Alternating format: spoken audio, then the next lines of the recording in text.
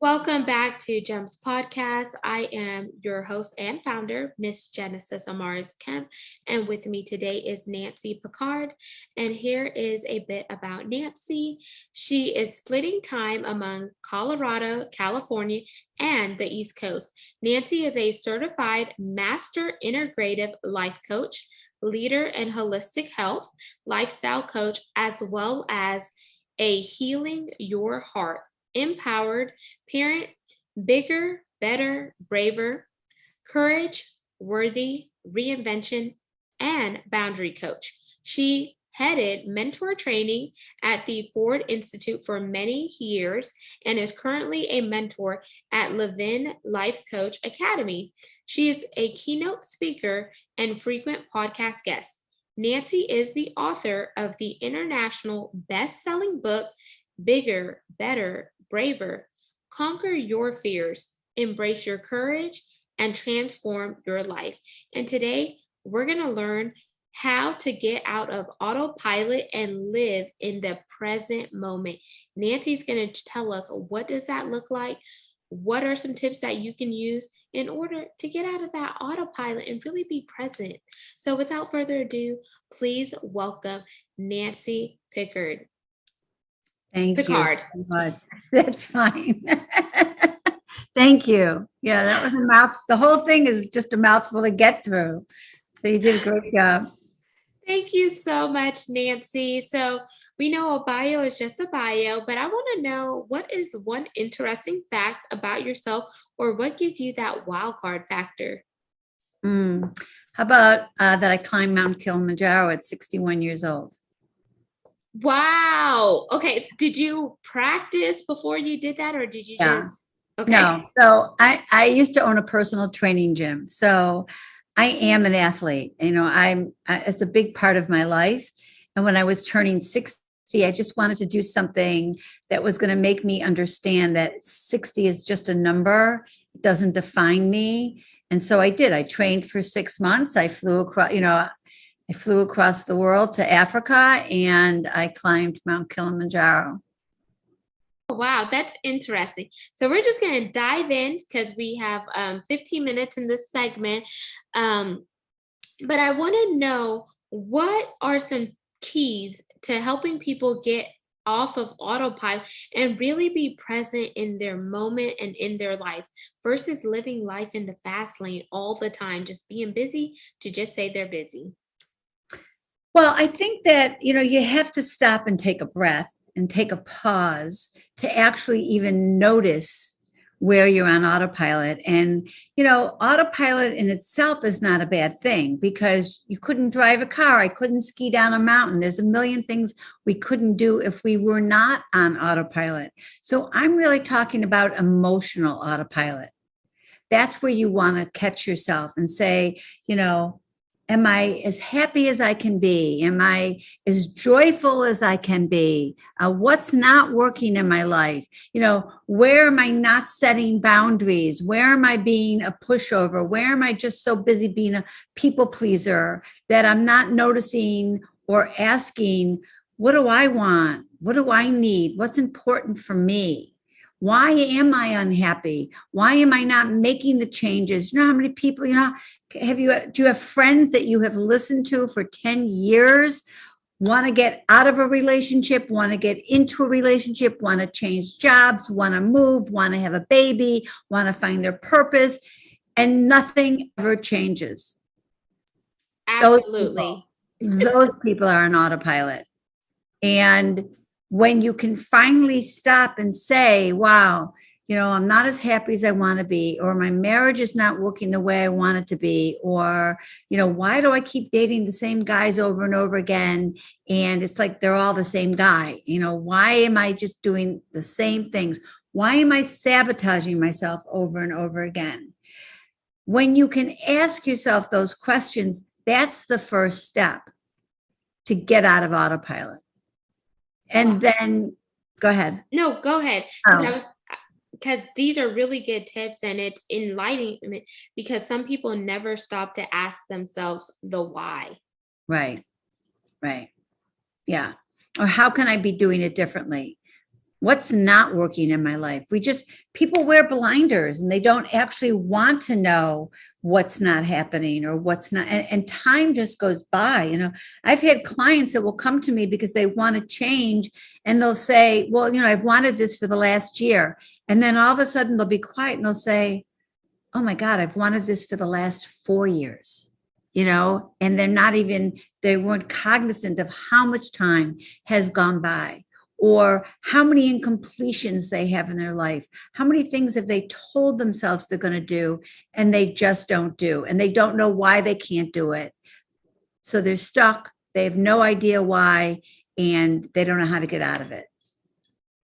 Absolutely. I like to say it's the hamster wheel syndrome because you just keep running and running and running and going around and around in circles, but you're not really chasing anything. It's like, why am I doing this? And until you really connect with or start being intentional with where you want to go, I think that will help you navigate. So if someone were to come up to you, Nancy, like pretend I was a coaching client and they said, you know what, Nancy, I am just sick and tired of going through the rat race and I need to really level up in all areas of my life. And I need to know, how can I get off of autopilot? What are some of the go-tos that you would help me to kind of go beyond the surface level, but help me realize some internal things that I may not have realized externally, if that makes sense? Or feel Sure. free to rephrase it another way. No, that makes sense. And so what I do, the first thing I do if you're my new client on week 1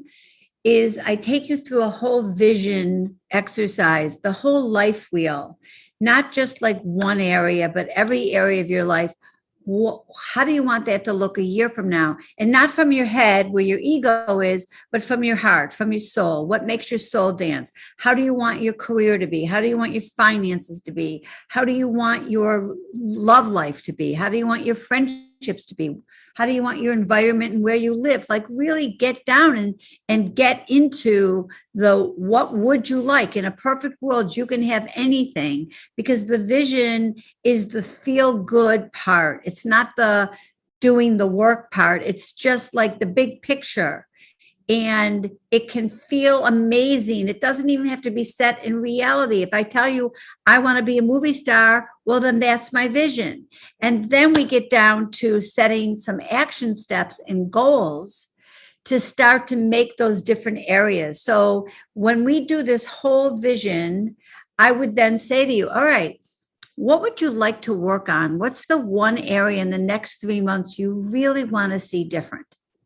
And then we start. Okay, what's one action step you can do this week? And while we're working on those action steps, I'm actually going to help you in the parts that you can't help yourself. So I will help you uncover the disempowering beliefs that you're not even aware of that came out of the first 10 years of your life that are holding you back. So these beliefs were formed when you were a child, and they were formed to keep you safe, to keep you from getting in trouble, from keeping you from hurting yourself.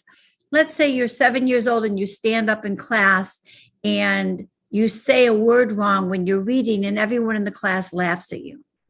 Well, in an instant, that little child made a belief, I'm stupid, I'm broken, I need to stay quiet to be safe so nobody will know. And so they go through their childhood and they don't raise their hand, they don't stand up and speak in a group, and it keeps them safe. Nobody's laughing at them. But fast forward, now they're 35 years old and they're in a meeting and they never share their voice. They never share their opinions. They get passed over from job to job because nobody actually thinks they have a brain in their head worth share, because they share nothing.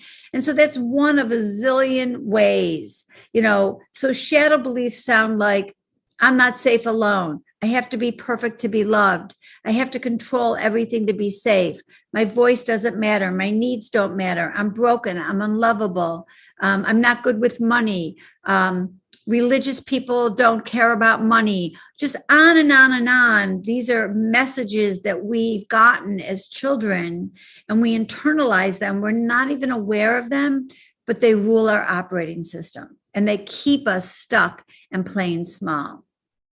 Wow, that is so true. And whenever you mention operating system, I thought about all of us use either a computer or our phone. So just like we have to take time to update the software on our computer and phone, we need to take time to update the software in our lives, scrub away those old paradigm shifts, enter new paradigms, and then begin to take action upon those so we could see ourselves at the level we want to be. So that's like scrubbing away that imposter syndrome, asking for help, finding a mentor, getting rid of that negative self talk, getting rid of that negative ego, and introducing positive self talk, that new ego, and new ways of thinking and practices in order to shift you, but also stretch you beyond your comfort zone so you can rise up to the level that you desire to be.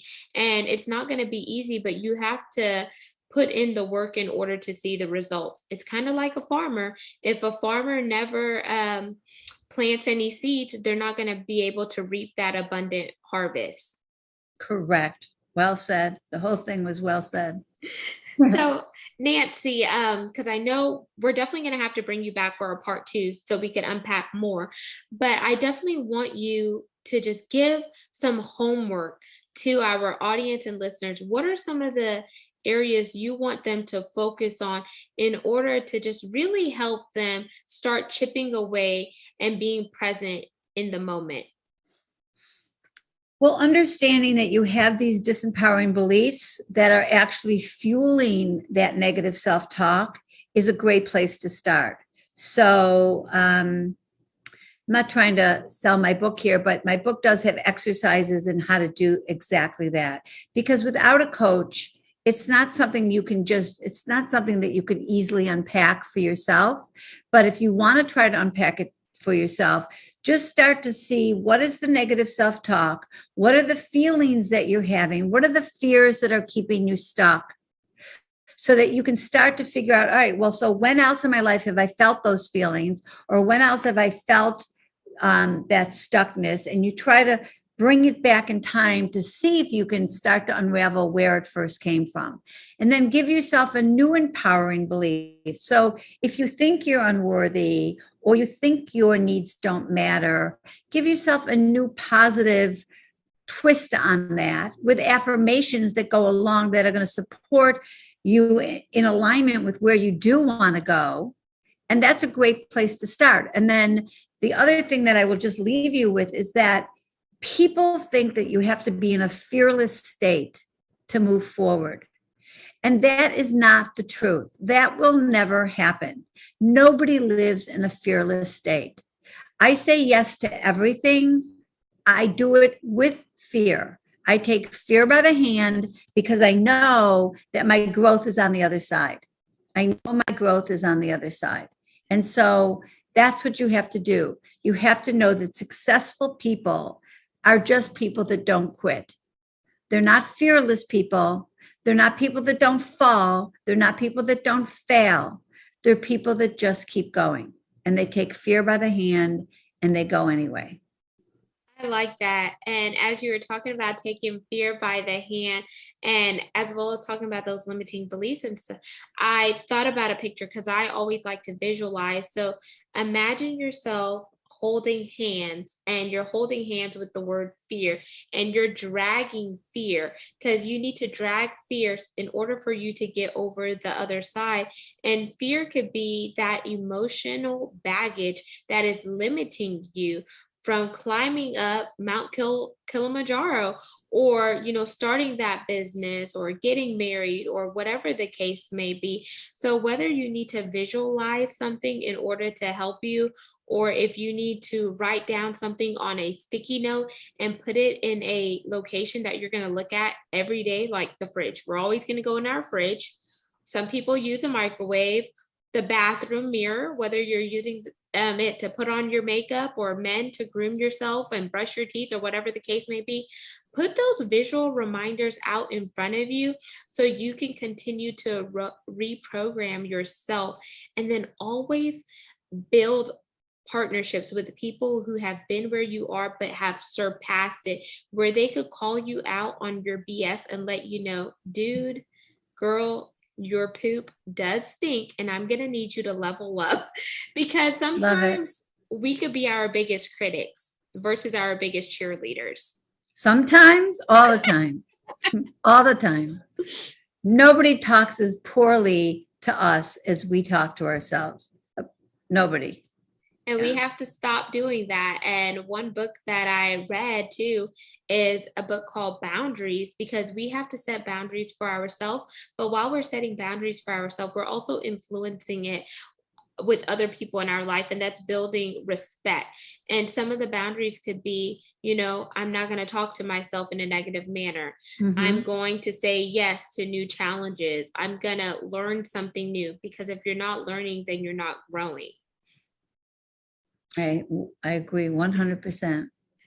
So, Nancy, I definitely want you to leave our listeners and viewers with a call to action for this segment, something that's going to ignite them and it's going to cause them to get off their hiney and say, I can do it and I will succeed.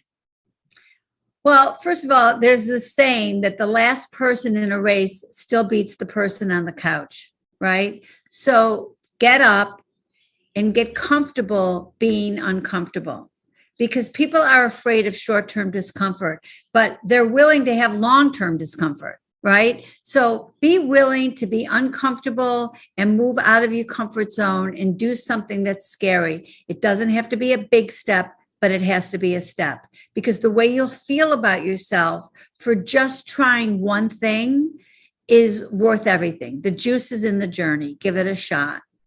Ooh, I like that, Nancy. You have to put that on a t-shirt. The juice is in the journey. It's in my book. And